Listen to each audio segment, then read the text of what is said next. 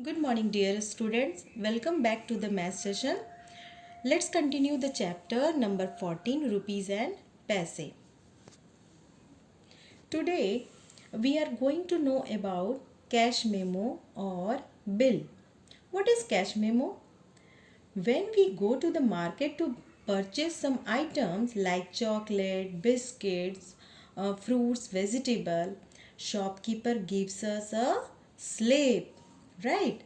In that slip, everything is mentioned like number of items, quantity, items that we have purchased, a rate per item, that means cost of that items, amount in rupees and paise and total amount, right?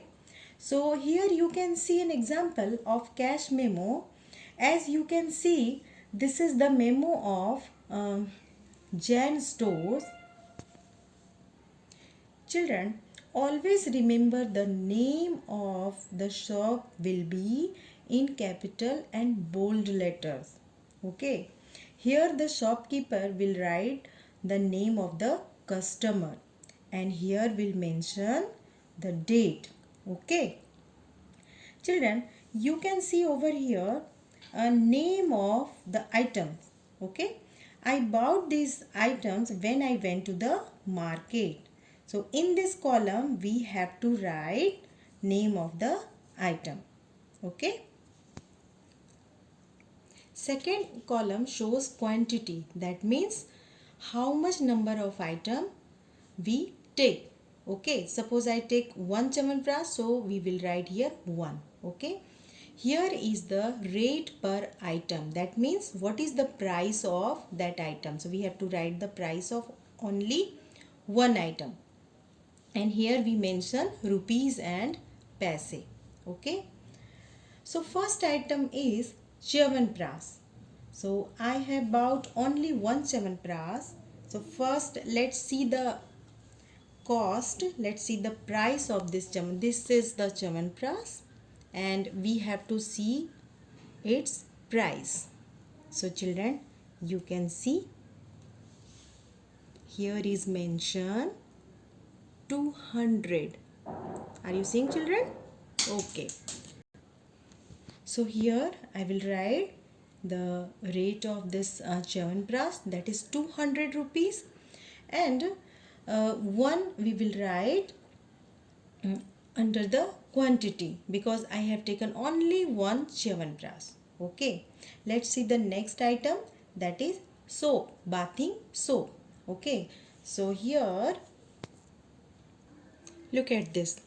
This is the bathing soap and we have to see its price. So the cost of this bathing soap is 30 rupees. Children, are you seeing here? 30 rupees. Okay. So we will write here 30 rupees under the rate per item. But I have taken two soaps, so we will write the quantity 2. Okay. Let's see the next one, chocolate.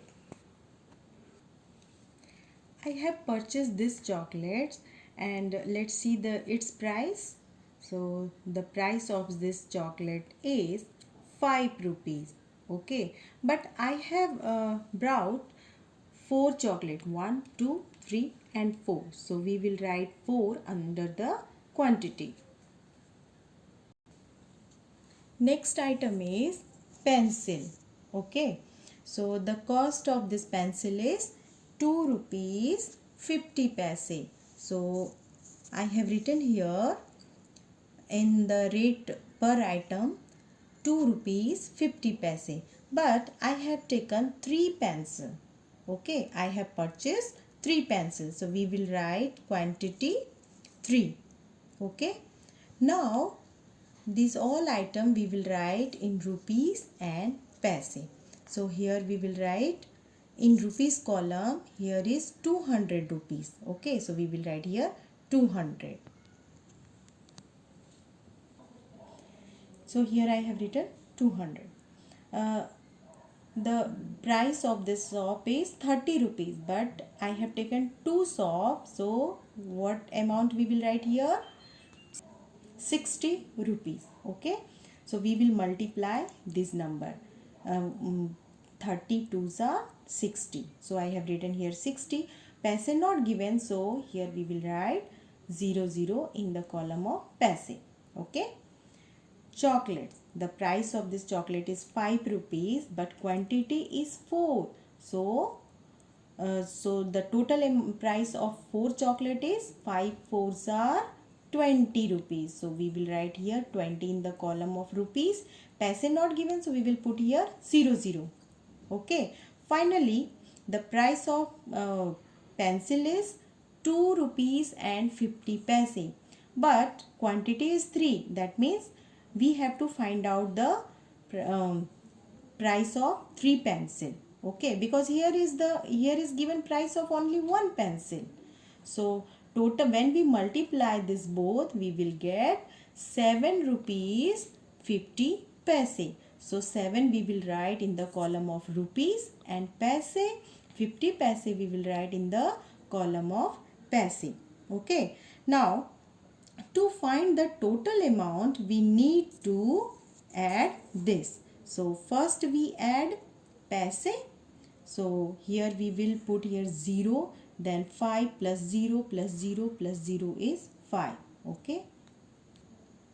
So here we will write 50 rupees. Here I put dot, which is used to separate rupees and paise.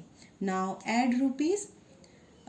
7 plus 0 plus 0 plus 0 is 7. So we will write here 7, and say 2 plus 6 is 8, and 8 plus 0 is 8. And here 2 we will write. Now total amount is 287 rupees and 50 paise. So how much amount we have to pay? We have to pay 287 rupees and 50 paise. So this is all about the cash memo. Thank you.